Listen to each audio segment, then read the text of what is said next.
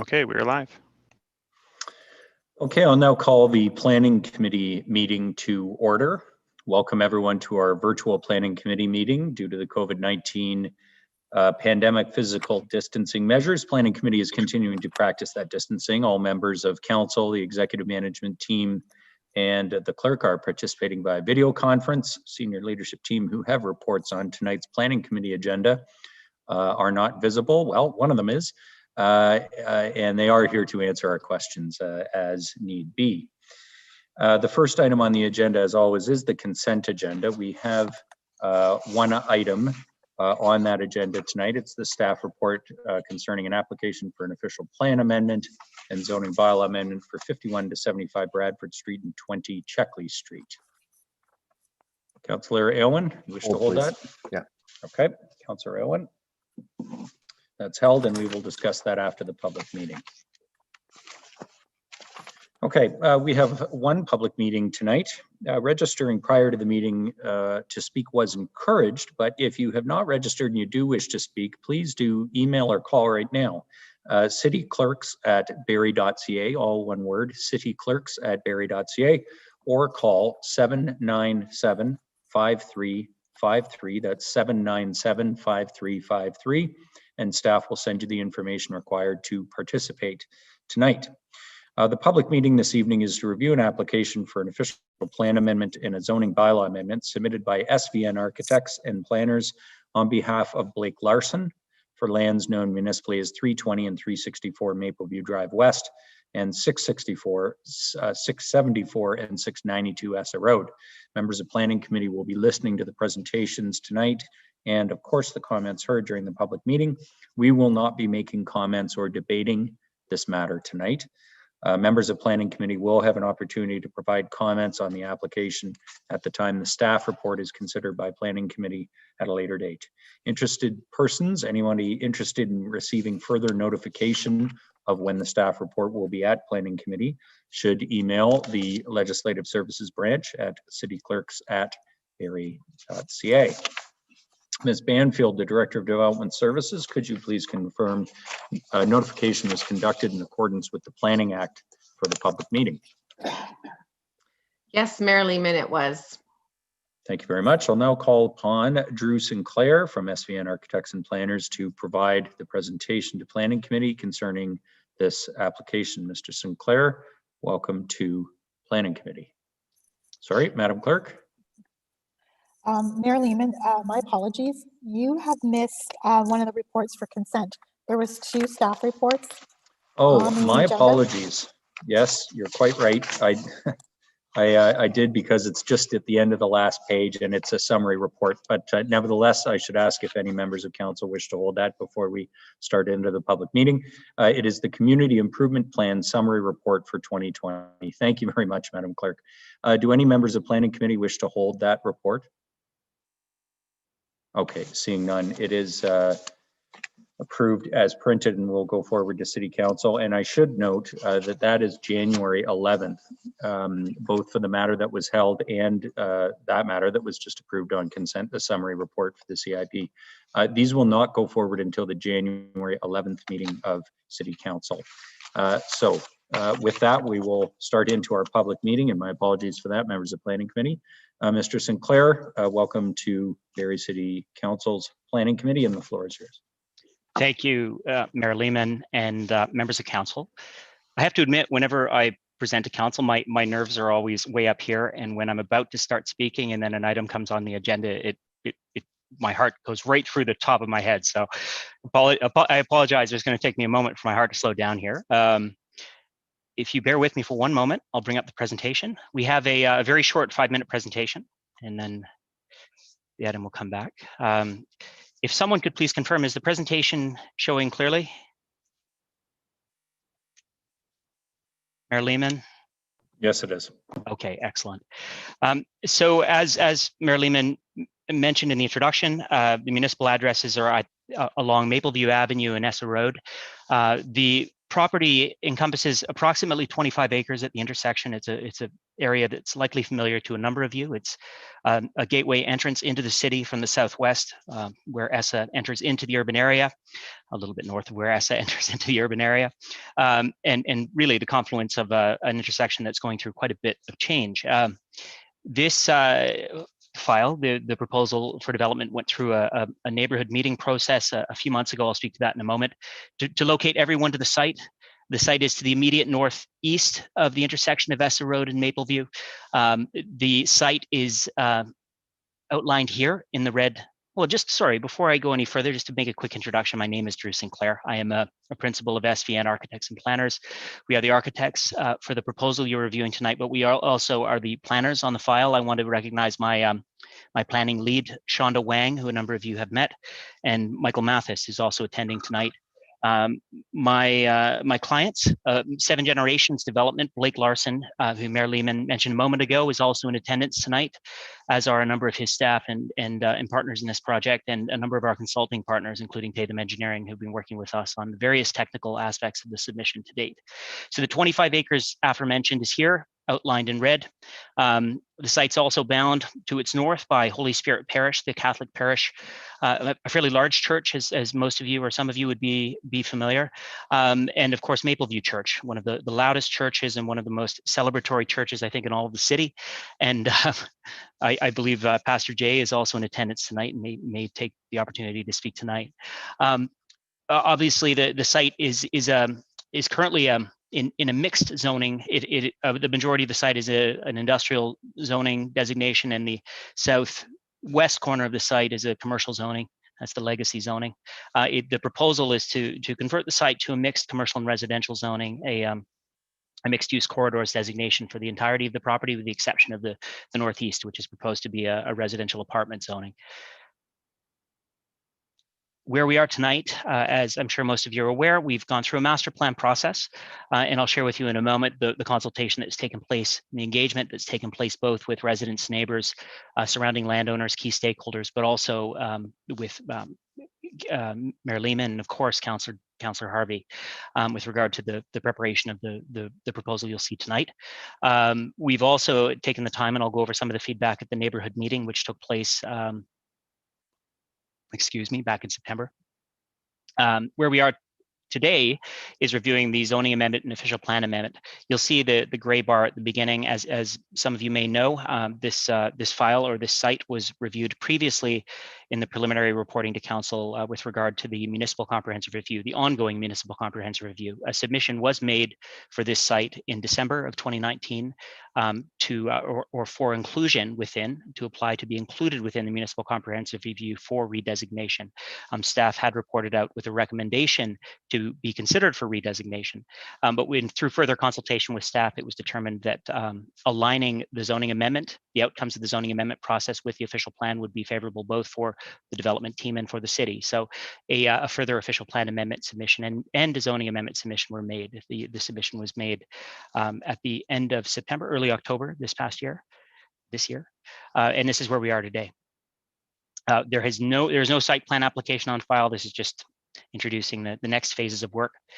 This is a very high-level summary of the official correspondence or official consultation that's taken place on this file. There's a number of meetings identified here that were official meetings with the city, with city staff, city planning staff, city technical staff, and the various divisions to review preliminary aspects of the proposal and to review the proposal as it was under development. Then, of course, in the post-submission period, to review the submission materials.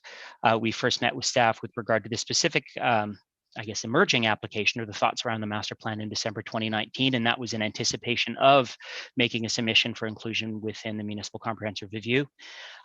Concurrent with a number of the ongoing process with city staff, we have had a number of meetings with the Nottawasaga Valley Conservation Authority, and they've provided both comment back to the original pre-application submission package and informal comment through the ongoing meetings, and this is again the formal meetings through the ongoing consultation we've had with them. So there's generally a level of support within the NVCA for what's being proposed, and I'll speak to that in a moment, but we still have to go through a formal permitting process with them for the proposed changes to the Bear Creek watershed.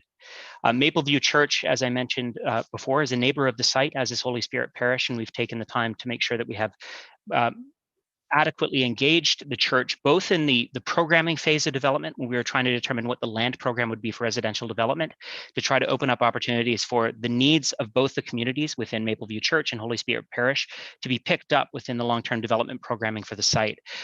So I won't have time to go through that in great detail tonight, but I want to just share with members of council and Mayor Lehman that the input received from both churches was critical in ultimately determining the unit mix and the programmatic mix for the site. I'll speak to those aspects in a moment. Emmanuel Baptist Church further to the south along Essa Road was also engaged, as was Timothy Christian School, to speak specifically about their needs within the community and any concerns or interests they had with regard to this development. The formal neighborhood meeting took place September 22nd, 2020. As mentioned here, there were 37 attendees, and I'll speak a little bit. We only have 5 minutes, so I won't read all of this. To summarize or to paraphrase what was shared, there was a very even mix of responses shared during that public meeting. There was certainly a very high level of interest in the application, and a degree of support for specifically the development principles that underlie the master plan, the desire to and I'll speak to those principles in a moment. But there was also a very significant interest in the type of we'll call it ground-based development that's being proposed, with neighborhood retail, a landscape-based approach, and a large amount of public open space that really organizes the master plan. There was also concern raised amongst a number of residents about the impacts of density at this intersection, about the impacts of density with regard to traffic and movement along Mapleview Drive, most specifically, and of course a desire for more clarity on what was being proposed with regards to the overall built form of the development. These are quotes from the meeting. Again, this presentation will be shared with all of you, but to maybe focus in on two that describe the poles of what we heard during that meeting. I love the design. It looks like a great place to live and visit, but at the same time, Mapleview is already very busy, and adding this many people will make the area more congested. So we had to balance those two interests very, very closely. What we in preparing the submission beyond the public meeting, there was one fundamental change. There were a number of very small changes to the overall design and approach, including the final formalization of the Bear Creek Channel design, the naturalized area around Bear Creek, which is proposed to be conveyed to the city, but also proposed to be retained as a conservation element. The most significant change was a reduction in the overall density, a lowering of the overall unit counts. At the time it was presented to the public, it was proposed to be a community of 3,000 units and approximately 250,000 square feet of non-residential uses in the form of neighborhood retail, larger format retail, professional service spaces, commercial office, and potentially a hotel, small conference center. So the overall reduction in units of 500 would have an impact in the area of about 1,000 to 1,200 overall residents that would be reduced from what was being proposed at that time. The transportation impact study from Tatham Engineering, which was based on the final submission densities, demonstrated the level of service on the roads and the service for the municipal infrastructure, including sanitary and water, is completely suitable for the scale or density of development. Just to speak to the current proposal, but I also would like to share, I think there is capacity at the intersection for the development being proposed, and that was demonstrated by the work of Tatham. So as with all our master plan work, whether design or policy oriented, what we try to do right from the very beginning is to understand, I guess, the merge of both our client's objectives and the municipal objectives for a site, to understand what the opportunity is in a specific piece of property, and really to understand what its critical requirements are, what its needs are, and what will shape or form the site as a place. These are the 5 underlying principles that have guided our master planning work at Mapleview and Essa, and going through them very quickly because I only have a moment here. First and foremost, the objective of the overall development is to repair and enhance the riparian corridor along Bear Creek, really to naturalize Bear Creek, to make it a central part of a community recreation system, connecting the pedestrian pathways from Men's Drive and connecting across to the public corridor along Mapleview Drive, and using Bear Creek as a conduit to both organize the public open spaces and park network and to substantially remediate, what is in today a very damaged local ecology and ecosystem. We're playing, and we believe this development plays a very significant role in meeting the multi-generational housing needs of Southwest Barrie. As you'll be familiar with, the city's land needs assessment completed by Watson Associates in 2019 identified the need for over almost 50,000 homes between 2016 and 2041. That would equate to the delivery of approximately 1,900 new homes into the Barrie market, or the urban area within Barrie, 1,900 new units a year into the Barrie marketplace. And so certainly there's a desire within this development to speak to that directly. But I think the principle that was brought to the development by Blake Larson and Seven Generations was an interest in doing something that spoke to every generational need within the larger Barrie marketplace. And I'll speak to that in just a moment when we get to the image of the development. Create an iconic gateway into the city is almost a natural given the site's location, its triangular pronounced corner at the intersection of Mapleview and Essa. But it's also something that came directly out of early conversations we had with city staff, where it was acknowledged that this is a very prominent, perhaps the most prominent undeveloped site as you approach Barrie along Essa from the southwest. And there was an opportunity here to create something that was iconic, that was spectacular, both for residents of Barrie and visitors to Barrie. And I'd like to share right away what was intended in our interpretation of that comment was not to propose a grand or significant structure, but to do something quite the opposite, to use landscape, to open up the corner and to create a large public open space and landscape open space that really connects and ties the whole community together is the central move. Certainly integrating and supporting the surrounding community is a core and pivotal objective of this development. And I think that's most evidenced now by the kind of relationship and engagement that's taking place with the adjacent landowners and a desire to involve them in the planning for the development and meeting their long-term needs as well as the needs of the owners. And of course, maybe the core of the performative aspect of this development to provide a walkable, complete community with all amenities on site, and further to that, to really meet in a unique way, especially for Southwest Barrie, some of the broader objectives of city's leadership with regards to accommodating transit and accommodate, we'll call it transit supportive densities in a way. You'll see a central part of the overall plan was to create a transit plaza, a transit node central within the community that would be, of course, accessible. Obviously, be the pedestrian connections from the existing neighborhood through the development at the central commercial or retail node within the community. What's being proposed is a mixed form community. As I mentioned previously, it's approximately 2,500 units of residential development with approximately 20,000 square meters or 230 to 240,000 square feet of non-residential use. There is some preliminary accommodation for what might be a public library site, pending, of course, further conversations with the city and the city's library with regard to available resources to partner on this. But it was one of the most interesting aspects of early conversations with Councillor Harvey, a desire and acknowledgement that there's a need within the community for a public library and a desire on the ownership part to really assure that there's an equitable mix of institutional uses supporting the bigger community, as well as commercial and residential units on this property. With regard to overall height, the very first principle offered to us by staff in our very first meeting was to transition height from the east to the west to make sure that development in every way respects the existing low-rise residential communities within the broader Holly neighborhood to the west of Essa. And what we've done to do that is to locate the tower form buildings where there are tower form buildings. There are really 5 towers within the overall community loaded towards the southeast of the development, all addressing the central open space. Bear Creek has gone through realignment. There's a widening and renaturalization of Bear Creek across its corridor to provide both naturalization, but a number of open areas which would be occupiable, where there'd be public amenity directly adjacent to the creek. And then we're providing a series of natural trails that'll actually connect in through to the Mapleview Church site, and of course, on the other side, connect up into the Holly neighborhood via the existing pedestrian walkways.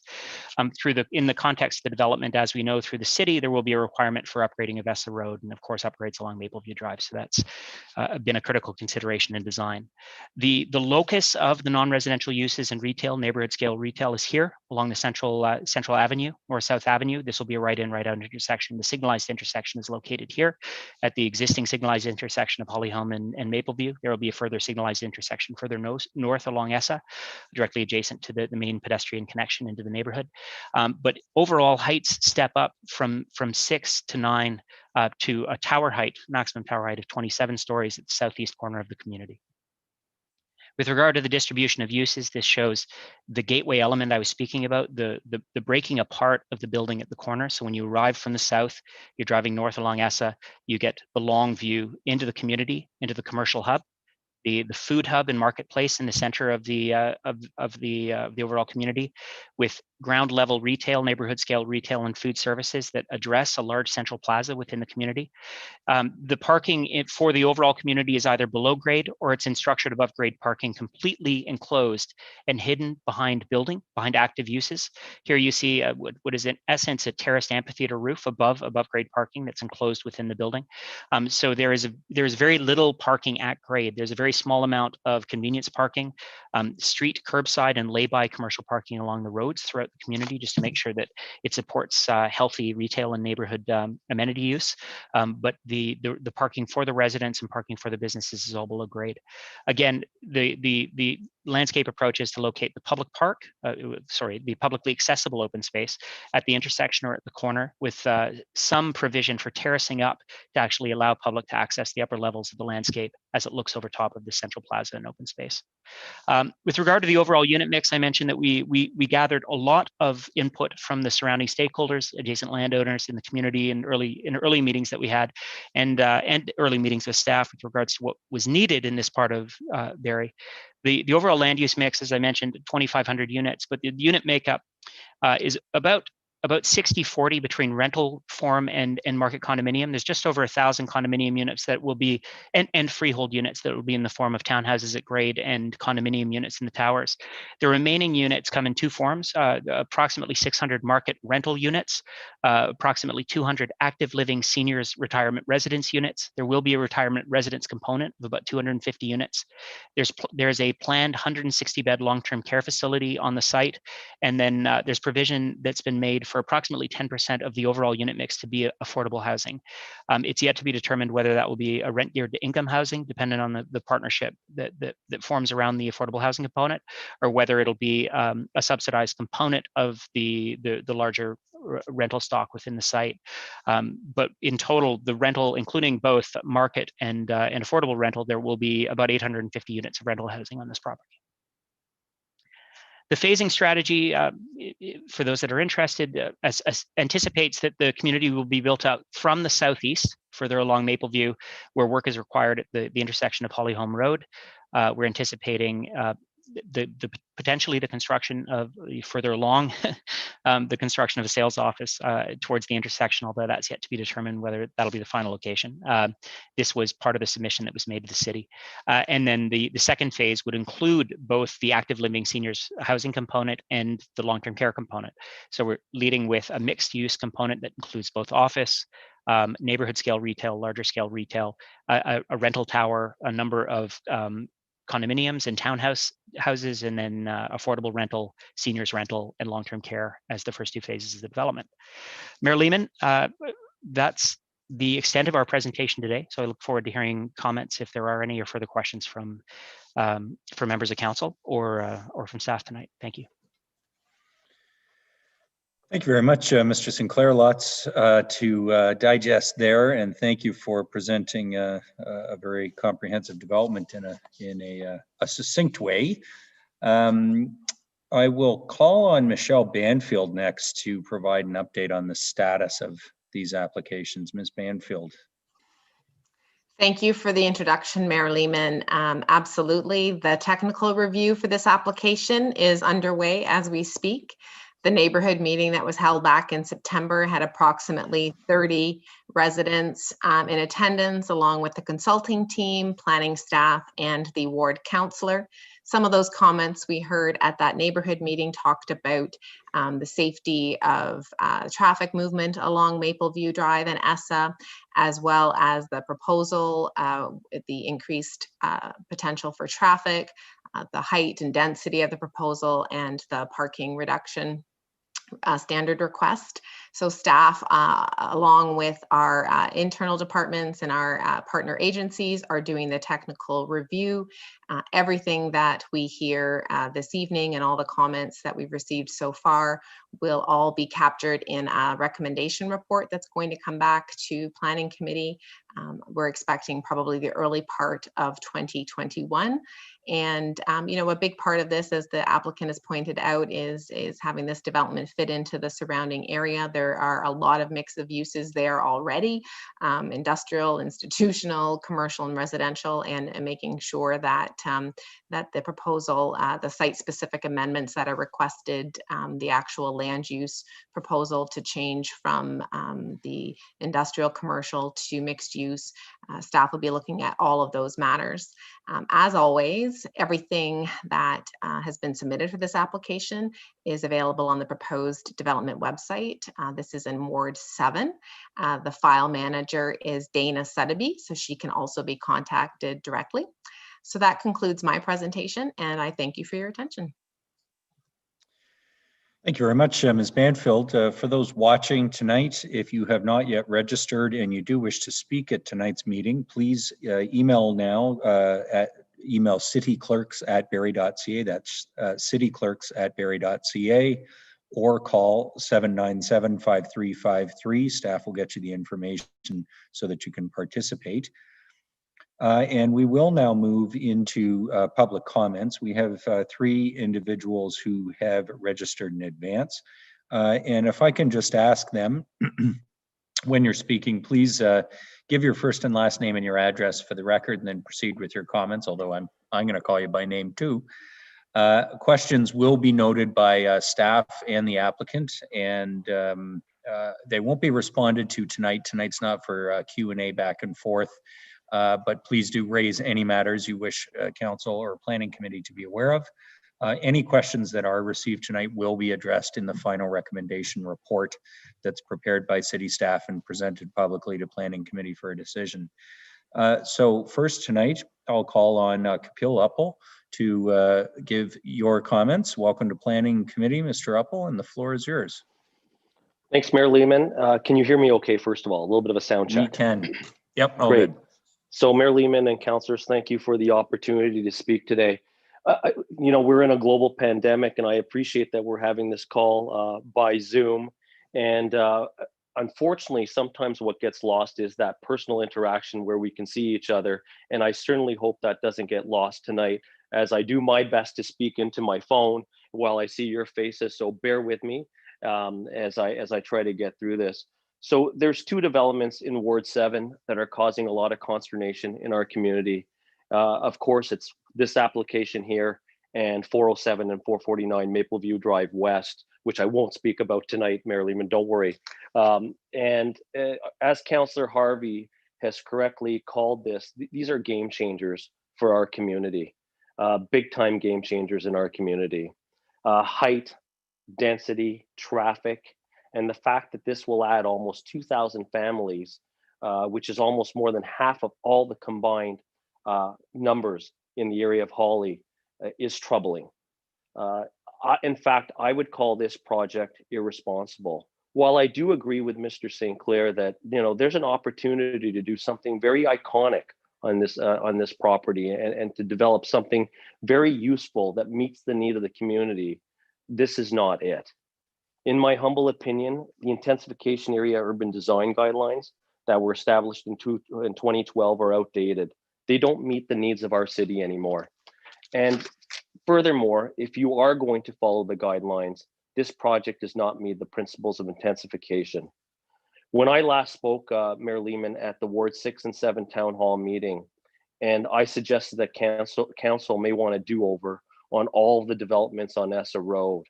Perhaps I was being a little bit harsh when I said that, using the language of do-over, but there certainly is an opportunity to learn from the mistakes that have happened. And you look no further than Essa Road, where those mistakes have occurred. And I think council can stand up now and represent the people and put the builders on notice that we come first And if the plan does not meet the needs of the community, then you won't support it. I really feel strongly about this. Mayor Lehman, councillors, I'm not a traffic expert. Although by the end of this project and all the learning I've done, I might be in a couple of weeks. Anecdotally, I can tell you this. I have 4 boys that play hockey, and I have to fight traffic now to get to the Saddle-On Center, at 5 o'clock, 6 o'clock in the evening. And again, this is anecdotal, but I want you to know how a person has to drive through that traffic and be late for a hockey game. Parents are rushing home, and we're leaving in plenty of times for a 10-minute drive that's taking 45 minutes to an hour. While the traffic studies do suggest something very different, that's not the experience of the people in the community. I can only imagine what will happen for the people who want to use Holly Recreation Center to go swimming, skating, use the fitness facilities there. I just don't know how this will work. Again, in complete agreement with Mr. Sinclair, something beautiful can be built here that meets the needs of the community. I leave you with this. I know other people want to speak. And before I get to my question, I want you to understand too that maybe you don't have the participants on the phone that you would normally see face-to-face in council right now. And it's not because the community doesn't care. We are in a global pandemic right now where parents are struggling to get, daycare, kids to school safely, taking care of their parents. I truly want you to consider that it's a difficult and challenging time, not just globally, but here in our community as well. So please don't take that as people not being interested in their community. It's just a difficult time. I could have rounded up, Mayor Lehman, I promise you, I could have rounded up 100 people to come to City Hall today. And you'll see that when we open up and we're able to talk about the other development that's going in. I promise you that. But it is challenging for people to get out here right now. So please don't take that as them not being interested. My question, it is my understanding that this is not an intensification zone or a node. Why is a project of this magnitude being considered? Again, Mayor Lehman and councillors, I thank you for keeping our community safe, and I thank you for taking the time to hear me out. Thank you very much for those comments, Mr. Uppel. And certainly the question you raised will be central to the staff report because that is a central question for planning policy. So while I did say in the intro that there's an attempt to answer all questions in the staff report, I know that one will be central to it, and I'm sure council's discussions when the matter comes back. So thank you very much for your comments and for being here tonight. Our next, sorry, Madam Clerk. Yep. Can the speaker please provide us with their address? Sorry. Yes, Mr. Uppel, we need your address for the record. My apologies. It is 43 Red Fern Avenue. Great. Thank you so much. Thank you. Thank you, and thank you again for being here. Our next speaker is Andrew Zvanchis, and I apologize. I probably butchered your last name there, sir. Welcome to Planning Committee, and if we could just get your name and proper pronunciation of your name and your address for the record. Not at all, Mayor Lehman. Actually, not a bad attempt at all. It's Andrew Zvanchis. I'm resident at 37 Red Fern Avenue. I give you 9 out of 10 on that one, sir. Good job. Oh, thanks. I'm obviously a neighbor of Mr. Uppel's, and I'm a resident at the Mapleview Essa corridor. And my comments are going to double down on a few of his, and I just have 2 comments or questions for staff as well. So obviously, a really unique opportunity here moving forward. That land is prime for development. I am not anti-development by any means, but having spent some time in development and emergency services south of here, if you've ever tried to drive through Jane and Highway 7, you can certainly see the results of going up and out too far, too fast. And you have a really unique opportunity here as council to regulate the density that's going to go into your city. Just having reviewed some of the plans there, the introduction of 2,500 units brings 5,000 people. If even half of those people have cars, we're adding 2,500 vehicles to the road. My question for staff is Essa Road north of Mapleview going to be developed? It is now a 2-lane undivided road. And I think the traffic northbound on a Friday, as people use ESTA to circumvent the highway, that will be a nightmare when people try and turn into this project or phase as it becomes developed, because there's no turning lane there. So I would be gravely concerned if ESTA wasn't slated for a widening there with dedicated turning lanes. If you've ever tried to drive on Mapleview, you know, as a politician, elected official, you're probably your number one complaint is traffic. I did try to drive over to Park Place today from my house. It's 3 kilometers. It took me over 20 minutes at 1 p.m.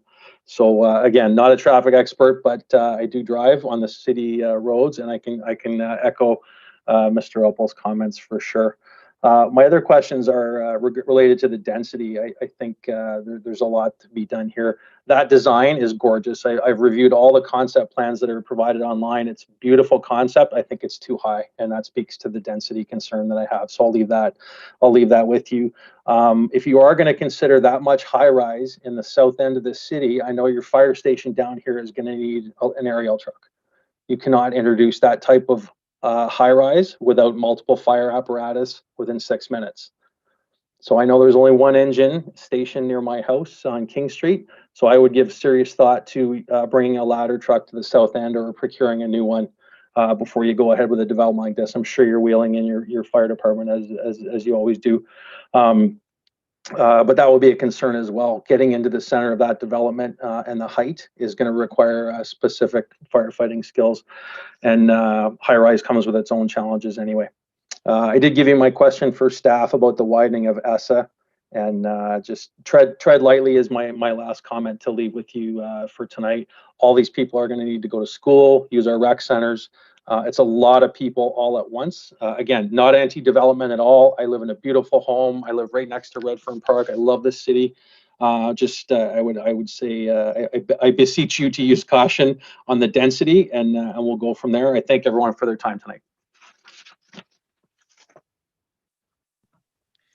Thank you very much for those comments, and certainly match with, I'm sure, many people's experience in the area. Thanks for that, and the questions are being noted, and I trust will be reported back as well. So thank you for being here tonight to give us those comments.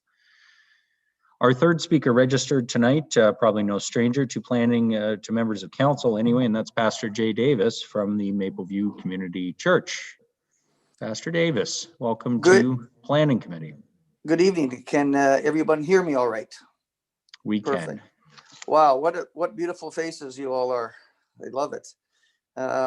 Well, I come probably opposite of what I've been listening to. You know, I've been here 23 years. I've been a stakeholder in the city and right on Mapleview Drive for as long as anybody. When we built our first church, it was one of the first buildings on Mapleview before much of before Bear Creek was built, before most of the construction in our end was there. And remember those days and remember the challenges and trials. And most of the questions I've heard tonight echo what I've heard throughout the years of more buildings and more construction. And there's always seems to be a pushback in that area. Barrie's an amazing city, as we all know, and it's growing. It will continue to grow in amazing and great ways. And as a pastor here for the past 23 years, I'm hoping to be here for another 20, if at all possible. I'm all favor of this. This is a great opportunity, I believe, for our church, our city, our community. There's going to be building. It's going to happen. It happens. I remember, in fact, I was thinking I would look pretty smart 17 years ago buying that 18 acres right next to this property. Not smart enough to buy the whole farm, but got some good leverage there. And we've enjoyed being there. And our goal as an assembly is to change lives, to encourage people, to help. Obviously, you're aware of the life and the body of the church and the importance of that. As an addendum, you know, just for your own information, we've been able to distribute just this past week over $20,000 to needy families. That's very important to us as a church, and they come in all kinds of forms. And to have an opportunity to share our message with 5,000 people right next door or however many go there is huge for us. Something has to go there. Something has to be built. It can't stay empty forever. And there's always going to be challenges no matter who submits whatever it is. And the land is not cheap next door. And so for anybody to really develop and build that, they're going to have a plan similar to this, in my opinion. Sizes and heights of the buildings may change, but the fact of the matter is that's going to happen. Traffic's already a problem. But I'm all right with that. Honestly, it's part of our daily grind now is to move through those things. But overall, I like the people that are doing this. They've been very forthright with me and with the church, with the body that we're working with, and they've been very teachable or workable. They've listened to our needs and been very consistent in their speak to us. And as a neighbor to the property, I'm thrilled to be able to work with this group. Obviously the outcome is still, I guess, out there for you to decide. But I can tell you, after 23 years of being on Mapleview, I lived just across from Bear Creek School. We were one of the first houses to be built there. The development is great, and I'm for development. So councillors, I know there's pushback. I know there's going to be challenges, but you know this better than anybody. And every one of you, you're going to have those people that aren't necessarily going to be able to see the vision of what's doing. You have to think through for the whole city, for the entire, if 141,000 or whatever number that homes were coming into Barrie 2041, you're going to have all kinds of challenges like this. But I believe this is going to be a good, profitable endeavor. And so, I could go on, but I won't. I was thinking, Drew, you did a pretty good job at the preacher imitation. 5 minutes was the longest 5 minutes I've ever seen. But I'm good with that too. I do that. But anyways, just thrilled for this. And I know, Mayor Lehman, if you want to throw numbers around, I could have brought 100 people to council too who had been in favor of this. So it's not a this or that or my side, this side, but there's going to be people that are going to be opposed, but there's going to be just as many. I bet you that place will be packed, people buying those places in short order. It's going to be an amazing thing in our opinion from the church. So I don't know if I have any questions, but I would, my question would be, why not do something bold and brave and just visionary and be known for something real spectacular in the South End? I'm excited about it. So is the dog. Thanks very much, Pastor Davis. We really do appreciate those comments, and thank you for coming tonight as a neighbor. Well, thank you for being here. I think that concludes the individuals who've registered for tonight to speak. Madam Clerk, have we got anybody else who's called in or emailed during the meeting to speak tonight? No, Mayor Lehman, that's the end of the speakers for this matter. Okay, then I will again thank the three of you for being at tonight's meeting. Of course, a reminder to let city staff know at cityclerks@barrie.ca if you wish to be notified when the report's coming forward. It will come to Planning Committee before it is forwarded to Council or other action taken, depending on what comes forward at that time. But just make sure you email and get on the list so that you're notified when it's coming forward. With that, I will turn to members of Planning Committee to see if there are any questions of clarification to the applicant. And of course, I'll go to the ward councillor first, Councillor Gary Harvey. Thank you, Your Worship, and thank you, Drew, for your presentation. First question, and obviously it's been brought up by a couple of the residents that spoke. Why the height and density that's being proposed? How did you come at the numbers that you've presented again this evening? Like one of them had mentioned, it actually the numbers he was proposing was actually a little bit less. Because when I did the math, when you look at the unit count, this is somewhere in the range of 55 to 57% of the unit count of the entire ward right now. So just wondering where you guys came up with the height and density that you're proposing. Excuse me, Councillor Harvey, of course. So with the development of this scale, I mean, you're very familiar with the size or scale of the parcel. There were really two predominant directions. One is looking at the policy framework. And as you know, there's with the inclusion of the ESSA fronting portion of the site within the intensification corridor policies, there is a policy that's supportive of intensification. And through conversations with staff, we knew there was a desire to consider, a similar policy designation for the frontage on Mapleview. Now that on its own doesn't explain the units. The policies speak to understanding what, with a general expectation that heights will be within a certain height, around eight stories or so. It assumes shallow frontages, and it assumes a typical infill development site along ESSA or along an intensification corridor. This is not that site. There's provisions within the policy that allow for taller heights where appropriate and where the impacts are manageable. And what we did was twofold. One was obviously trying to understand what the requirements were of the landowner with regard to, we'll call it development feasibility. The landowner came to the table with the mix that's being proposed, with the inclusion of affordable housing, seniors housing, a kind of a replete of multi-generational housing components, and each one has a different. And excuse me, because this isn't a planning matter. This is what would be normally a kind of, we'll say, inside poker within the development forum, but to understand what the various pro formas are for each one of these developments, to understand what density can actually support the kind of mixed uses that are being proposed for the site. And maybe most explicitly, the quality of development and the quality of grade-related experience that developer wanted. So there was a lot of time very early on with the development team trying to understand what development would support the ambitions of the project. And the ambitions of the project is not first and foremost profitability. It's actually the mix of uses that will make this a viable place for the long term.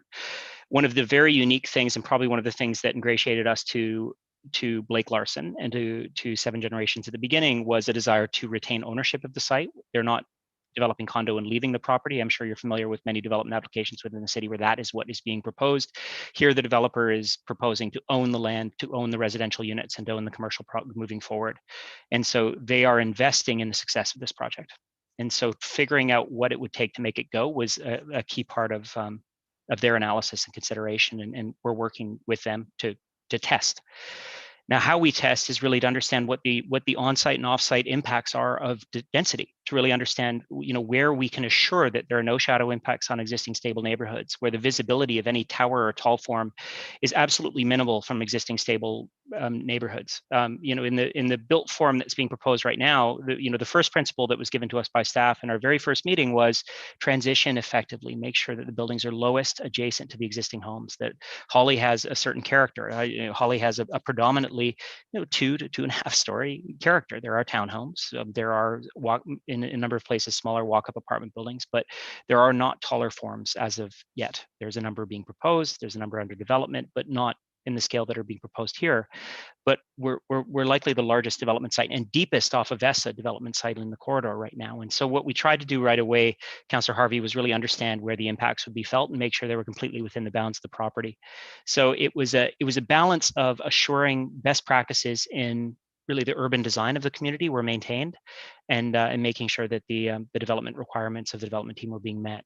And that's where the original unit count requirement of 3,000 units came from. Now, the reduction in units really was through a large amount of analysis that took place following the public meeting, where there was, I think, a fairly honest effort on the part of the developers to understand what they could give up and what they could remix in order to keep the project viable. I believe there, we were of great willingness to maintain this conversation ongoing. I mean, certainly they'd like to work with the City of Barrie as their primary partner in this development, to make sure that, as you know, the public amenity can be delivered at the same time as a community positive development on this site. And so that's the best I can offer with regards to the deliberation over the density as it's being proposed. But the development application as it was submitted does include for a fairly thorough analysis of the impacts of the development on surrounding or adjacent sites, including the visibility, but most importantly, the shadow impacts. And so we didn't bring those as a document to present tonight, but they are, and they're available through obviously the staff or the development portal. Thank you. That was a very detailed answer, way more detailed than I was expecting. I was almost grabbing the mayor's stopwatch on that one. Oh, sorry. I mean, you know what's funny is Pastor Jay brought this up. You know, my mother is a minister, and my grandfather was a minister, and his father was a minister, I believe, in Barrie. My grandfather was born in Barrie. So we got a little bit of that in us. So I tend to ramble on a little bit, but anyway, it was unprepared as well. So it was. Thank you for the question. Thank you. Through your worship, my second question would be, how did you obtain your building counts? Because I look at that, even though the staff report and your report indicates 12, I know at least one of your consultants' reports indicates 13. But when I start doing what I would consider building counts, I come up with 16. So are you counting a building that's on a podium with two separate towers coming off of it as a single building opposed to? We are they have a shared substructure and shared podium and base, so they're a single system. They would be a single site plan application. I think that's the way we're assessing it. The 12 versus 13, one of the buildings actually has a dual occupancy. One of the buildings has a seniors retirement residence, which is in effect a rental occupancy with the long-term care within a shared structure. And so I believe in one of the consultant reports it was referred to as two separate buildings. It's two occupancies, but a single structure. And my next question would be, when it comes to your phased approach, on your I guess your second last slide where it showed the 4 phases, why is it in the pattern that it's in? Because it seems a little peculiar that you're crossing from one corner to an opposite corner for phase 2, and the most prominent corner that you're referring to as the gateway is actually the last phase, whereas in my opinion, again, I'm not a professional planner, but it would make more sense, in my opinion, to be focusing on that gateway instead of leaving that gateway potentially open. And I know with my discussions that I've had with Mr. Larson thus far, we could be looking at somewhere in the neighborhood of 10 plus years for these 4 phases to be completed. So I'm just a little concerned with your current number system with the phased approach that you're using. Obviously, you're not going to build it all at once, and you got to use a phased approach. But just kind of curious how you guys came up with. No, it's a great question. So it's very draft. I don't want to overstate how cooked it is. The assumption with launching in the Southeast was very much about where the infrastructure would be built earliest. So the phase is obviously the remediation of the Bear Creek corridor. Basically the repair of the riparian corridor and putting in place the fundamental stormwater works that'll serve all the phases. So phase 1 of the mixed use development was really anticipated to be closest to the point of sale. And so there will be upgrading or revisions required at the Holly Home Road intersection, with the work beginning there. And the what will eventually be a public road corridor where Holly Home would continue north, where it transitions to what staff would suggest would be better as a private road corridor that runs on the north side of Bear Creek. That would be a through connection built really within the first phase out to Essa Road with the second signalized intersection. So really what we're doing, Councillor Harvey, is prioritizing the construction of the 2 intersections. If the upgrading along Essa is taking place in the first phase, with the upgrading, this actually answers Andrew's question of earlier. Is we understand the city's intent is really to widen Essa and introduce additional lanes across its length to match the improvements that are already in place further north. That work would be done right away, and ideally we can install the signalized intersection where it will be located in that first phase as well. So we're doing the upgrading at either end of the road, and so that very simply, I think the intent was really work at whether they're shown as phase 1 and 2, they may be partly concurrent, because a major part of what we were showing as phase 2 is actually the institutional component, where there will be an operating partner who will be working with the development team on the long-term care component, the retirement residence component. So if that piece comes online earlier, it could very well be a portion of phase 1. So I don't want to oversubscribe to one approach or the other. Really, what you saw is a draft, and I think more than anything, the ownership is looking for the input of council with regards to elements such as, as I think you may have discussed with Blake, if there is a possibility of having a library or a partnership project with the city on a portion of the site. There's a number of really extraordinary locations that are, say, outside of phase 1, and it would be wonderful to have those come online much earlier. So. So take the plan with a grain of salt. How does that sound? Sorry. Thank you. Great, thank you. My next 2 questions would be for staff. And the first one, I guess, is going to be for Ms. Banfield.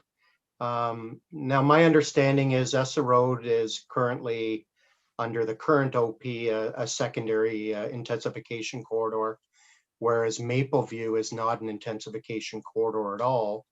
And the intersection in question is not an intensification node.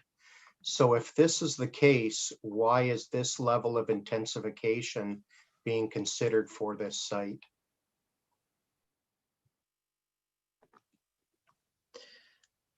Through you, Mayor Lehman, to Councillor Harvey. Well, I mean, this is an application that's before us. So we said over and over again from councils, we get applications and we process them. So that's one element. It's under the technical review.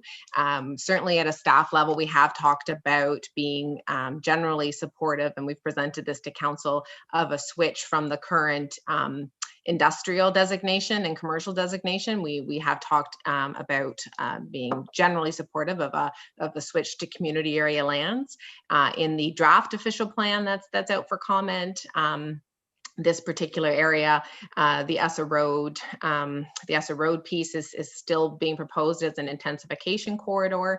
We are moving away in the draft OP from this nodes and corridors concept, so you won't see node language, but you definitely will see a proposed high density residential designation and a proposed strategic growth area in this location.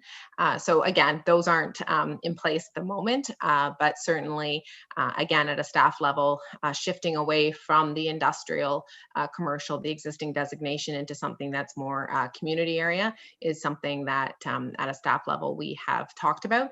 What that works out to in a detailed design, and what that works out to when you're presented, council's presented with the recommendation, it's still too early to tell.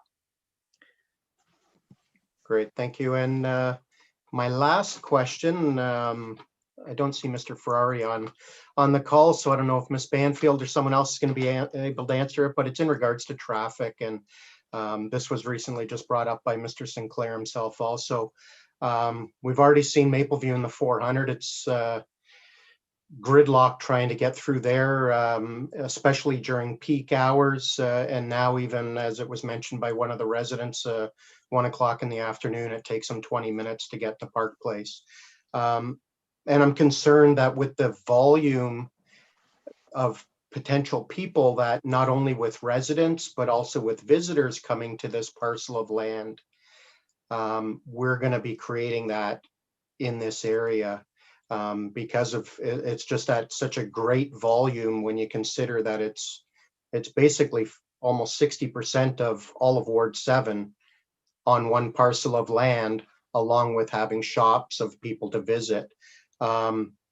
When it comes to, obviously right now, we know they're going to be using the one entrance that is controlled by lights coming in and out of the church at Hollyholm.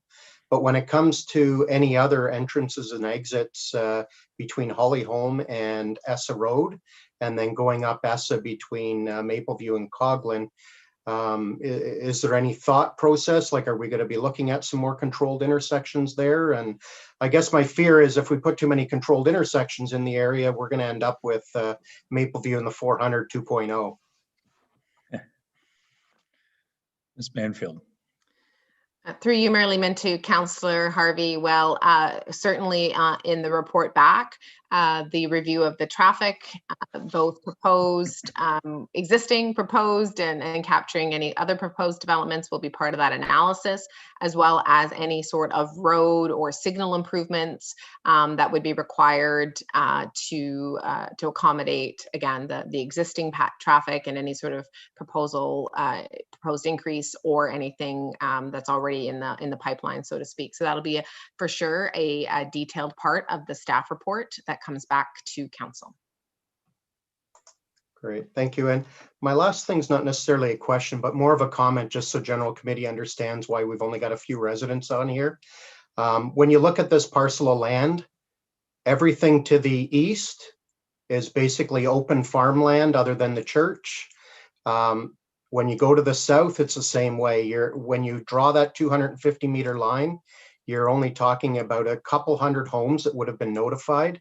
I know it did go in the paper and stuff, and then I guess we have played COVID into it too. But I just wanted people to kind of understand that we're not hitting a lot of homes with our radius from the corner of this intersection, which is unfortunate. Thanks for that, Councillor Harvey, and a fair point indeed. And thanks for those questions. Other questions of clarification, members of Planning Committee? Okay, seeing none, I have only one, and that was to Ms. Banfield. I guess it's around the scale of this. I know our draft OP contains policies around creating a secondary plans for areas within the built boundary where merited. And the scale of this, I recognize there's clearly been an attempt by the applicant to master plan the development. It's very good master plan on the level of starting from base principles and working through the open space and transportation networks and so forth. But picking up on Councillor Harvey's questions, I mean, the scale of development here does create neighborhood level kind of impacts. It's more than a development. It truly is. It's larger than most plans of subdivision in the annex lands. And certainly the scale of impact, aside from the built form, the matters raised by the residents, such as traffic, the need for public facilities and so forth, would indicate a significance here that is beyond even a typical plan of subdivision. And this isn't even a plan of subdivision, it's a single application. So I'm sure staff considered this, but some of the matters that might have been addressed at the secondary, if for example, we had said, you know what, this is worth doing a secondary plan just for this development. We're creating a new town center, neighborhood center. I'm reminded of Big Bay Point in Young when I look at this plan. There's much greater density in this proposal, but there's certainly a mix of uses here: public uses, commercial uses, hotel, library, and so forth. So did staff consider whether or not a secondary, we're going back a year here, but consider whether a secondary plan was appropriate? I mean, obviously we're proceeding to process an application, and I wouldn't suggest changing it at this point. But I guess my concern is that as you go forward to write a staff report, this isn't a typical application. It's much more significant. So maybe you can provide some comments on how staff would be addressing an application of this scale, and addressing many of the matters that are really raised by a neighborhood application, an application that's really of a neighborhood scale like this one. Absolutely, Mayor Lehman. I mean, in the context of this site, it's large in landmass. There are complexities to it, but for the most part, no, we didn't necessarily think about this kind of going to a secondary plan concept. We do talk a lot about having kind of like a block plan idea, looking at the intersections between kind of the surrounding land uses. We obviously the suite of studies that have to go and go into this. So you're right, it's not a small application by any stretch of the imagination, but the elements, the basic elements of community building and the things that we take a look at in the review of applications are the same. And I think the suite of studies that the applicant has brought forward for not only ourselves, our internal partners and our partner agencies to look at, as well as the community, support not support necessarily, well, obviously they support the proposal because it's their submission, but kind of support the scale and the details and the complexities of this project. And you will see that analysis brought back in the staff report. You're on mute. Sorry, Mayor Lehman. That is going to be the catchphrase of 2020. You're on mute. You're on mute. So just a couple of things then related to that, I guess that you know, by way of the way this goes forward, you know, I think the mixed use zoning that's being, or at least designation that's being applied for, there's a huge range of uses within this.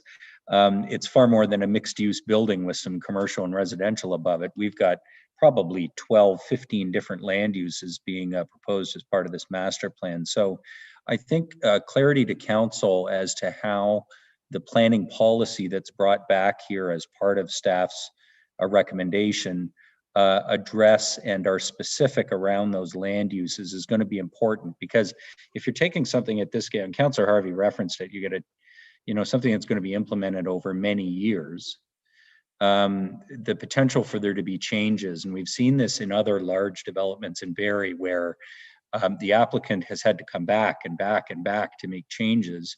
And unfortunately, that has meant at times that we've had neighborhoods that didn't develop the way they were originally proposed to council. And you can sort of get the death of a vision by 1,000 cuts. And I certainly don't mean to suggest that this applicant or their consultants are planning that, but rather the fact that over time developments can change, and council would need to be careful that whatever was the basis for the original planning approval is kept going forward. So with that staff report, can we get some detail that if we're not going to get a sort of secondary or block plan level detail, can you give us some assurance that the land use policy that staff would be promoting will ensure that the vision that is being agreed upon, whatever that ultimately is, would survive over time?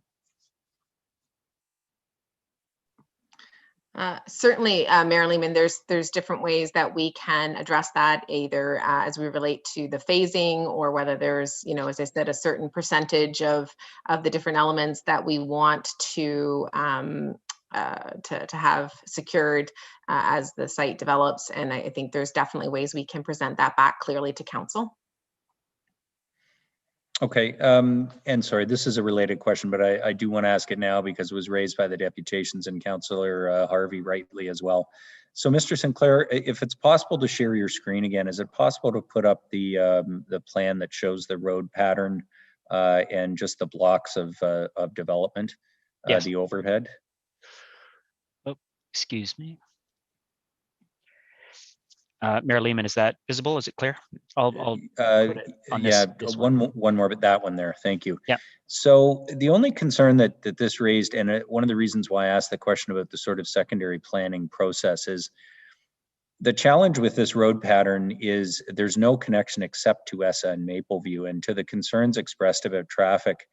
I guess you don't really have an opportunity, for example, to connect east over to Reed Drive or Veterans ultimately, that would provide another outlet for some of this traffic other than Mapleview or ESSA. I mean, has there been any discussion with either of the churches or the landowners to the east around any potential for road access? Whether or not that's desirable, I'm not sure, to either of the neighbors, but you know, that's the kind of thing at a secondary planning level you could deal with, road connections that would provide some sort of outlet for the traffic. And I recognize on your parcel that's not possible.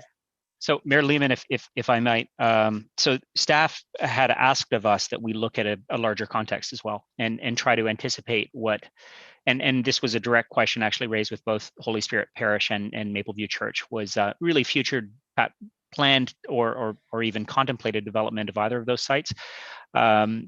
Certainly neither are intending to go through a redevelopment process imminently, but there were conversations about their lands and whether they could accommodate extensions of public roads or future connections. So staff had asked us to prepare a context plan that reflected those conversations, and that was submitted within the application. So I mean, it's certainly, it's not a secondary plan, but it is a context analysis that does anticipate where those connections might take place. You'll be aware that to the east, there are some complications with regards to large, really complex stormwater infrastructure and a very different pattern of use with large warehousing and a number of operating manufacturing facilities. So what eventually happens on those lands is difficult to predict, but within the extent of the Mapleview Church lands, Holy Spirit Parish, and then the lands to the immediate north, we've tried to anticipate as best we can what the patterns of development would look like, and it did mean going through a number of options with regards to connectivity, basically a connectivity analysis to look at which roads would best suit. Ultimately, in preliminary conversation, and this was discussed back at the pre-application meeting in Michelle, you'll have to forgive me if I don't get the date right. I believe it was in June, the second week in June. We had talked about public road infrastructure, which of these roads would be in fact or would be best to be public. And we talked about the extension of Hollyholm as being a priority public road. And so the phases, the initial phases of development, really the development of the subject properties we're speaking about here will preserve for that future public road with a holding block. Mapleview Church has already built out that portion of the site. When they go through development eventually, it might be considered for implementation, full implementation, but we've preserved for it with the proposed creation of a couple of holding blocks along the eastern edge of the property so the public road can be extended through at an appropriate time. Okay, and I'll just say now that I'd be interested to know the answer about whether that extension to Hollyholm Road could ultimately connect east to Reed. Yep. There is a stormwater pond south of the Bank of Montreal data center and north of the trade winds there.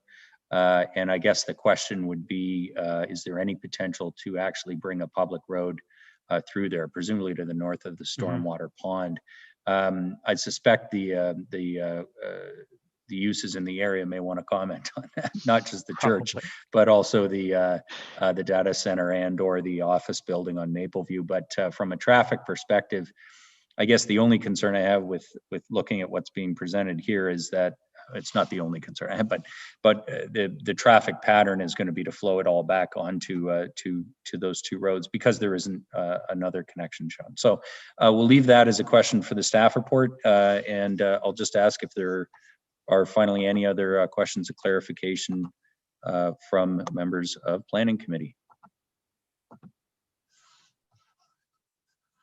Okay, I'm not seeing any.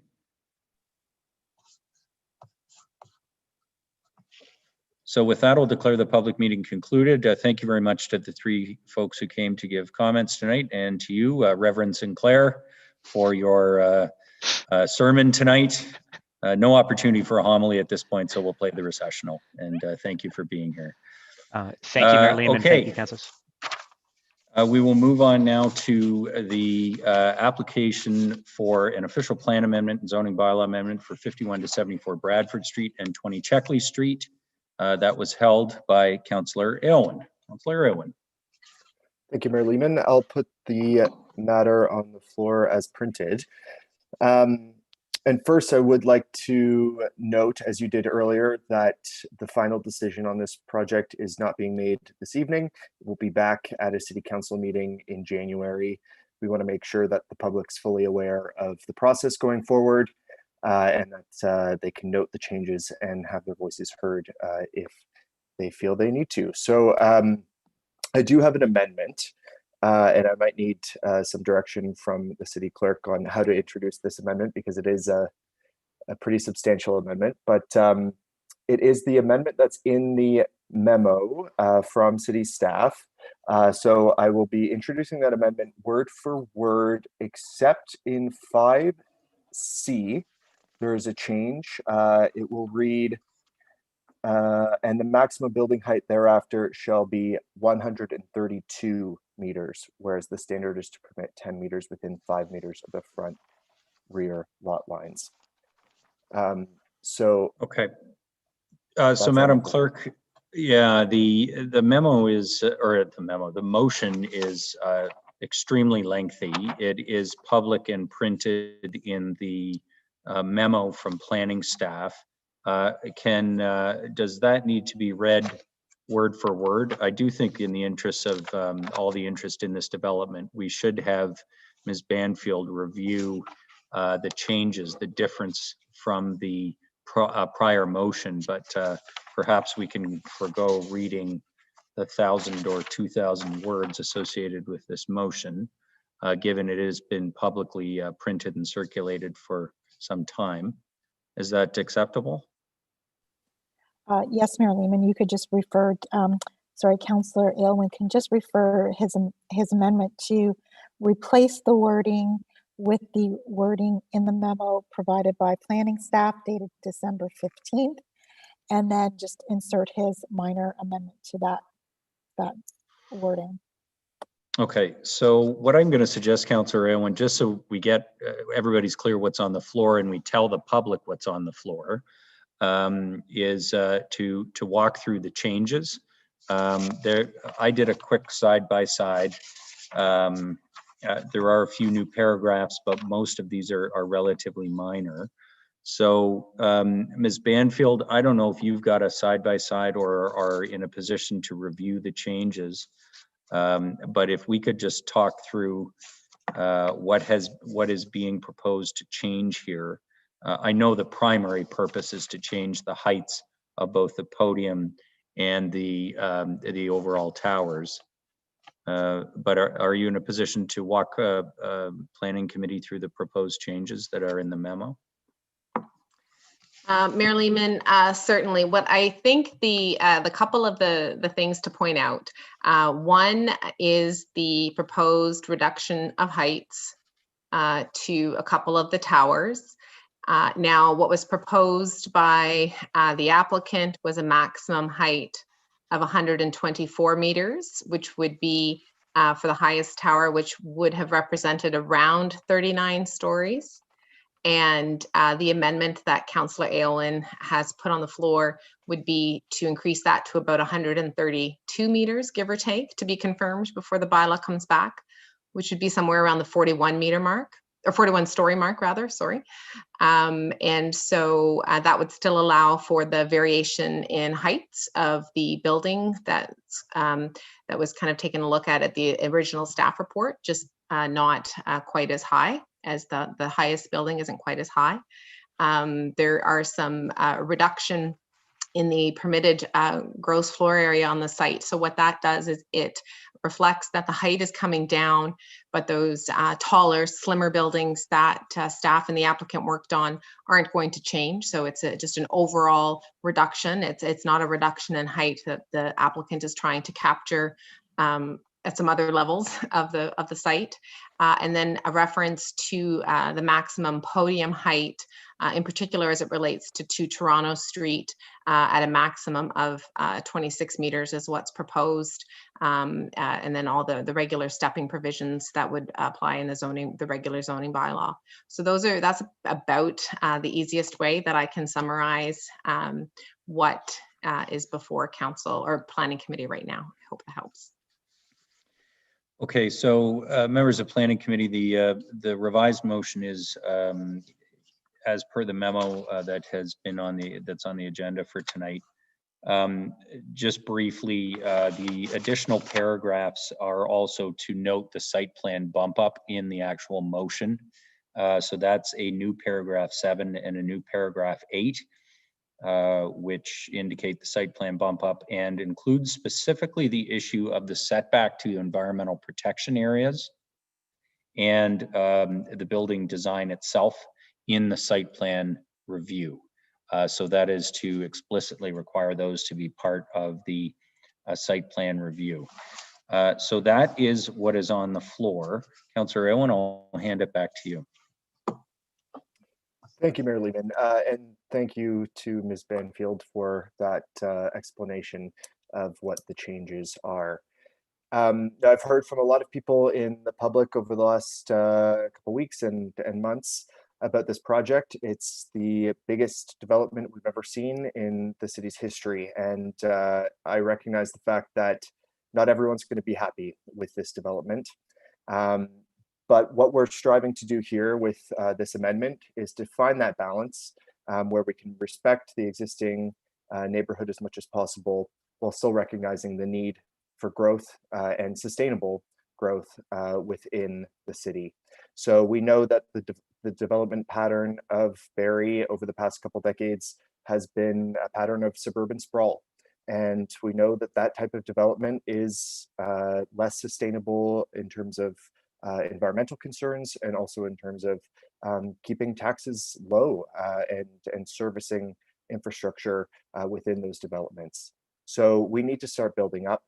But we heard it loud and clear from the public that they had concerns, particularly around the height of the towers and around the podium height of the front building, which is adjacent to Toronto Street.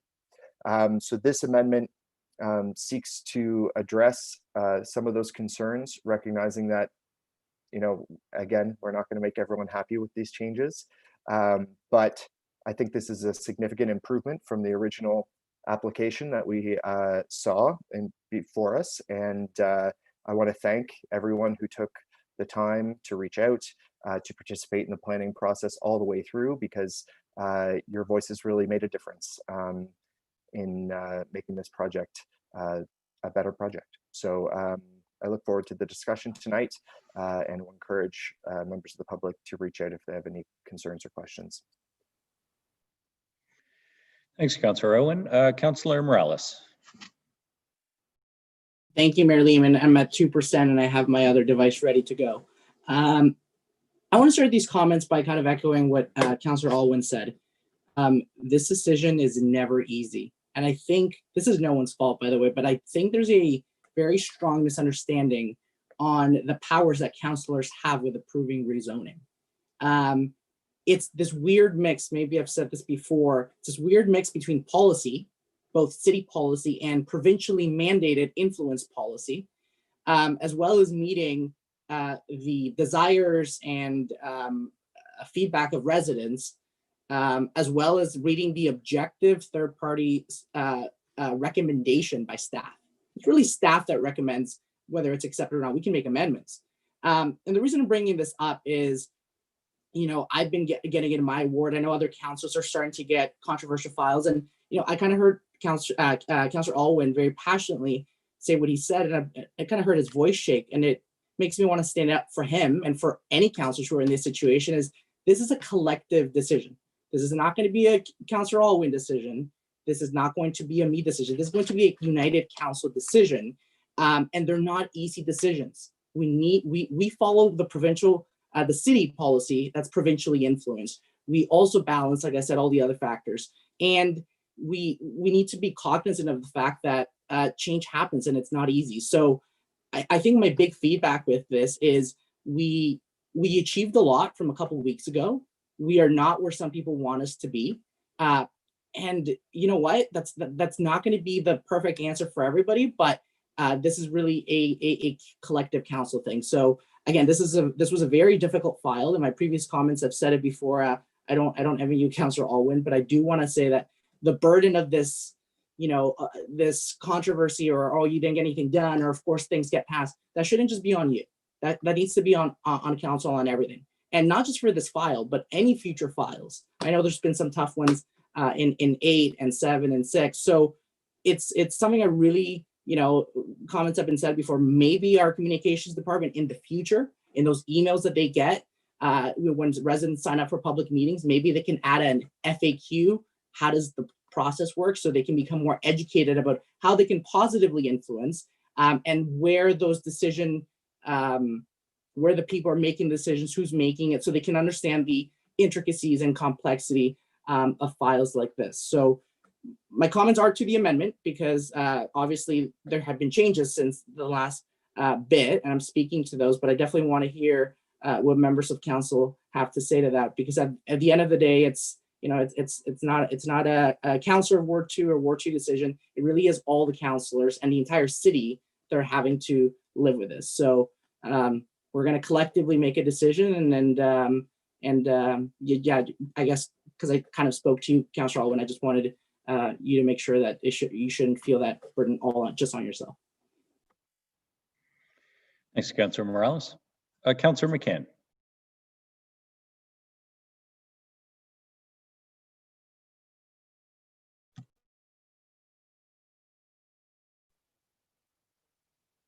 Thank you, Mayor Lehman. Councillor Morales, you know, leadership is what you're talking about, and I think that really showed great leadership. You know, taking some burden off Councillor Aylwin's, you know, back. And yes, this is going to be a decision that we're all going to make here in council. And I want to recognize that. You know, I'm pretty sure Councillor Aylwin appreciates that, and definitely I do too on a different level. Getting back to, you know, my comments, you know, talking about leadership, I take being a leader of the City of Barrie very seriously. And I take this decision as actually not being a hard decision, actually being a really easy decision. And I've gone around and I've communicated with most councillors, and I think I'm batting 1,000 here that no councillor agrees with me right now that I reached out to. So I do believe that this isn't falling on deaf ears, but I'm yes, trying to sway the vote because I believe strongly that we should go back to the original amendment of 46 stories. And it broke down that whenever I'm involved in a project, I always look for the win, win, win. You know, the residents have to win, or the clients have to win. You know, the company has to win, which would be the City of Barrie in this case, and then I have to win as being the company owner or as councillors. And the developer has to win as well.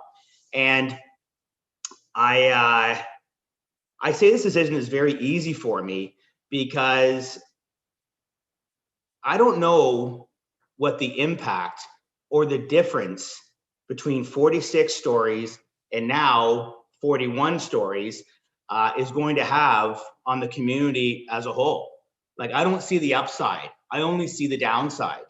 You know, I'm surprised, and I guess I can clarify that because I believe it was Miss Miller that said that shadowing has no effect when you get past, I think it was 30 or 40 stories. You know, I know Councillor Thompson probably could tap in and let me know what that is.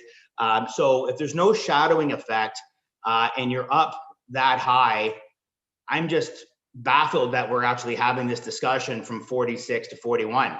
If you wanted to listen to the residents, as some council members said, that it's really important that developers listen to the residents, well, then we'd be talking about a 20-story building.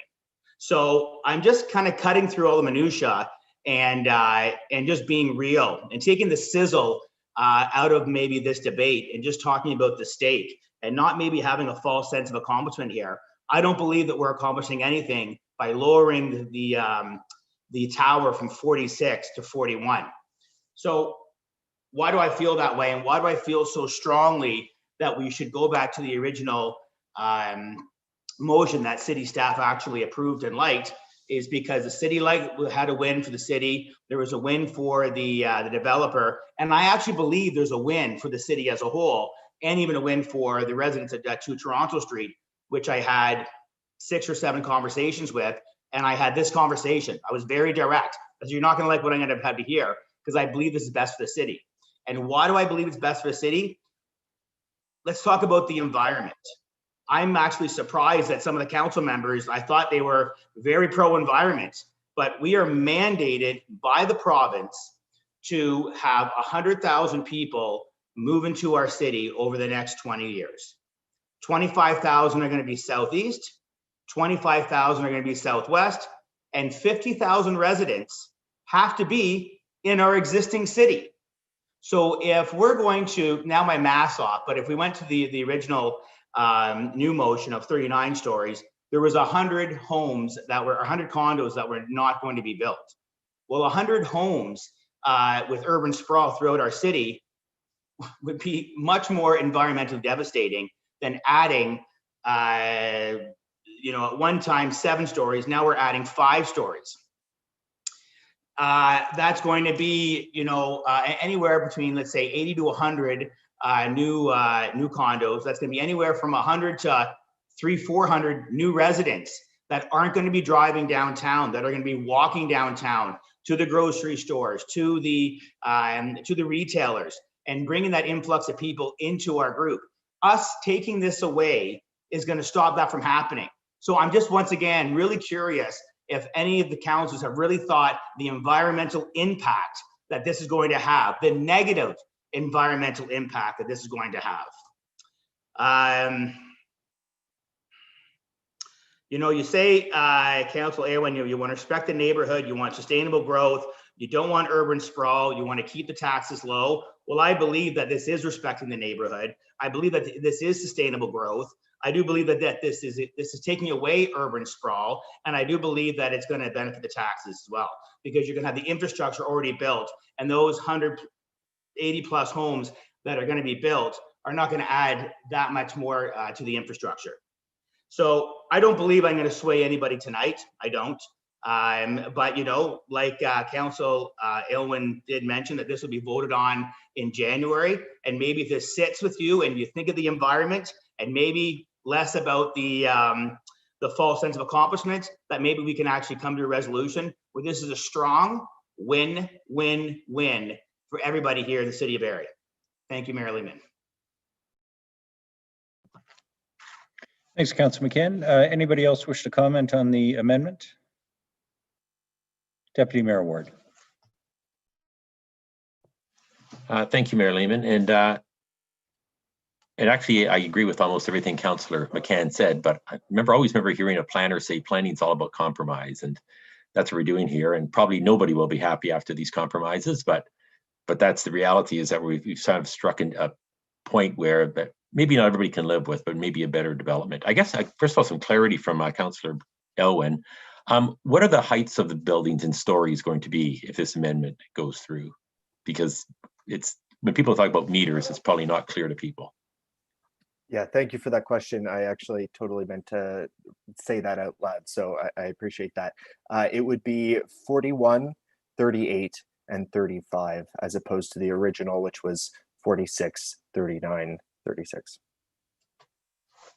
Yeah, and speaking to the amendment, I support it. I think one of the problems with the proposal that we had put forward by Smart Centers is all the buildings were going to be about the same height. And what I really liked about the original proposal is that we had a great variety in heights. And I think that's important for the Barrie skyline, certainly from people out in the bay or all along the North Shore, and even up from Bradford Street. I think it's important that we have some variety in the buildings. And one story was just not going to do it. Right now, we're getting 3 buildings that are going to be at least 3 stories apart. The buildings on Bradford Street, I think it's important to mention, this is Bradford Street. I can't see a downside to this project. We've been talking for years about revitalizing Bradford Street. And between this and the HIP developments, we're actually taking the first concrete steps to revitalizing Bradford Street. So I'll definitely support this amendment and support the original motion. Thank you. Thank you, Deputy Mayor Ward. Any further comments on the amendment? Okay, just a couple of things I wanted to mention. I think the height does matter. I think the issue around the shadowing, it's legitimate what Ms. Miller and Councillor McCann referenced, that once you're out into the bay, the shadow impacts are really only on the surface of the water in the afternoon. But I'll tell you, as the sun moves around and that shadow moves through the area in the south end of the downtown and adjacent to the boardwalk and so forth, there is a difference, and it's modest, but it does make some difference. That's not why I'm going to support it. The main reason, and I think why it is a substantial change, more substantial change perhaps than we've mentioned, is really the impact on the podium as well as the height. Councillors Aylwin and Deputy Mayor Ward, or Councillor Riepma and Councillor Aylwin last week moved an amendment around the podium height. The reduction in the number of units equals the ability to reduce the scale of some of the podiums. And if we want an example of where we've got that wrong, in my humble opinion, right across from City Hall with the Collier Center development is a parking garage and podium that is much too close to the neighboring building. For the residents of Collier Place, the unfortunate impact of far too high a podium and far too small a setback has been a significant impact on their quality of life. And I can totally understand why residents of 2 Toronto Street are so concerned about the podium, almost more so than the tower, because it's the podium that is right against the lot line. And so by reducing the height at the back, are you impacting, you're impacting the overall parking requirements on the site. But I think it's that other amendment, and it's in tonight's revised motion, that reduces the podium heights. There's a new paragraph specifying the maximum height and the lot line difference there. You know, I also think just because there's 100 units that won't go in here that might have otherwise does not mean we have to approve another 100 homes in a plan of subdivision on farmland. It means we're not going to stick those 100 units on the 45th and 46th floors. We're going to stick those 100 units presumably somewhere else within the urban area. But I think it's not a one or the other. It's a choice that's being made by council tonight to support a compromise that I'm sure won't go far enough for many. But at least I think when it comes to the height of the podium and the setback from the neighboring building, which is something that unfortunately Barry, I think, has got wrong from time to time. And as we see more of these types of developments, we really do have to have right. This is an important amendment that I'll be supporting. So with that, I'll call the question on the amendment that's on the floor. All those in favor of the amendment, please indicate. Opposed? 1. That carries. So that matter, as Councillor Aylwin mentioned, will go forward to City Council on January 11th. And Madam Clerk, I'm sorry, it was a revised motion. We've been referring to it as an amendment, but the entire motion was replaced. Do we need to vote on it again as the main motion is amended? Mayor Lehman, no. It's a revised motion. Yeah, it is a revised motion. Okay, because the motion was replaced in the entirety with what was submitted. So that will go forward to City Council on January 11th. It brings us to inquiries, and I will start with the Deputy Mayor while I put on my Christmas tie. Go ahead, Deputy Mayor Ward. I have none. Anybody want to ask me about the tie? Yeah, I was going to say, where'd you get that tie from? Okay, so you apologize now? I'm going to have to apologize for that. No, the deal on the tie is I was asked to wear this by some very important people, a 4-year-old Nova and a 8-year-old Era, and I am absolutely wearing this Christmas tie at Planning Committee because it's our last meeting before Christmas. So it's not as good as Mr. Nolan's pajama suit, but for those who can't see it, I've even got my Santa belt. Merry Christmas on my tie. Okay. Any inquiries of staff members of Planning Committee? Councillor McCann, go ahead. Thank you, Mayor Lehman. I may have a question that I can maybe have a more formal written response. Funny enough, I've had 3 residents reach out to me today. One on Hearst Drive, one on Toronto Street, and one in Gary Harvey's, Councillor Harvey's ward. And they all asked me about traffic study and what the city's doing to planning with all these developments.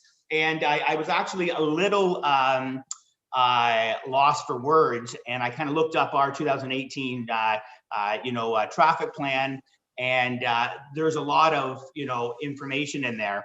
And I was maybe just going to ask maybe Ms. Miller, Ms. Banfield, maybe Mr. Ferrari, do we have a revised traffic study? And do we have a maybe, I'm going to say, quote unquote, dumbed down version where we can kind of let residents know in an elevator speech what we're doing and planning with all this development and how we're going to have the flow of traffic? So, like I say, I don't need the answer exactly tonight, but maybe if I get something in writing that we could maybe portray onto residents, unless Ms. Miller has an answer. Ms. Miller, Transportation Master Plan, traffic study citywide. Where do we sit? Thank you for the question through you, Mayor Lehman, to Councillor McCann. Certainly, staff would be pleased to give you an update that you can circulate it with respect to the transportation master plan. Yes, there have been updated work done, and we will get you something so you can circulate it to the residents. Okay, thanks, Councillor McCann. Councillor Kungle. Thank you, Your Worship. Through you to Ms. Banfield. The conversation this evening, in particular, going back to Gary Harvey's observation about the one piece on Mapleview and Essa, bordering more industrial, non-residential on 3 of the 4 borders. And, some commentary we had around notification process that goes out to the public around developments.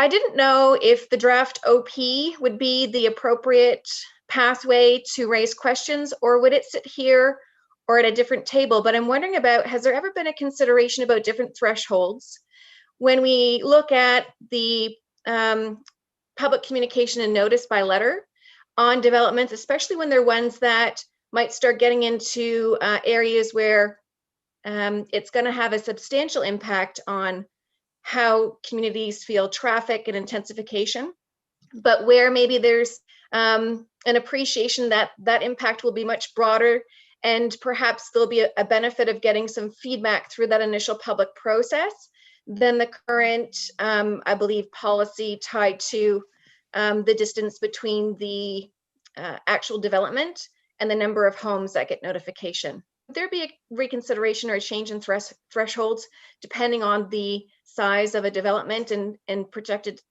impact? Ms. Banfield. Through you, Mayor Lehman, to Councillor Kungle. So some of the requirements for notice are statutory in the Planning Act. So that's the 120 meters for most development applications. We also will notify people that within that distance. We also put signs on the property, the proposed development signs that you see across the municipality. And we also advertise in the newspaper. So we do the same thing. For our neighborhood meetings, we actually also require the sign, but we actually extend the written notice. We actually double the distance for neighborhood meetings. So, from a perspective, it makes sense to do the same thing for every single development application. In theory, the bigger the site, often the boundary gets bigger, but that's not always the case, obviously, in this case. But, when there's two frontages, for example, we require 2 street signs, that sort of thing. Another thing from the official plan perspective that the Planning Act does allow us to do is look at alternative ways to notify people. So we are absolutely going to be exploring that as well. Our communications department do a fantastic job tweeting and Facebooking and doing all those sorts of things. So and then some of the councillors I know actually contact us and try to get some of their these details in their newsletters or their mail outs. So we're happy to do that. So we'll explore anything, but certainly some of the requirement notices are statutory. Great, thank you for that. I just want to make sure if it was reasonable to try and explore it through the OP or not. No further questions, Mayor Lehman. Thanks, Councillor Kungle, and it's a very good one. It's in a way, it's just so old school. Advertising in the newspaper, putting signs on sites and dropping flyers, and absolutely we should keep doing that, because we need to make sure that there's an attempt to reach every property owner, and sometimes there's just no better way than dropping a flyer in someone's mailbox. We all continue to do print newsletters for that reason.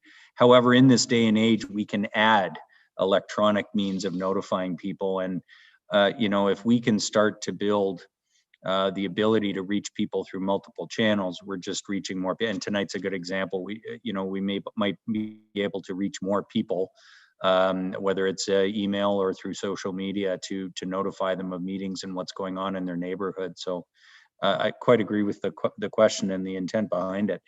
Any other questions, inquiries of staff, members of Planning Committee? Okay, seeing none, that completes the Planning Committee agenda for this evening. I will wish people a Merry Christmas, a cheap tie Merry Christmas.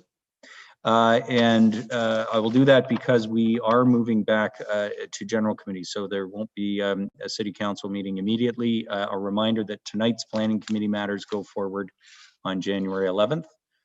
And with that, I will adjourn planning committee and please log in on the other link for the continuation of general committee. Thank you.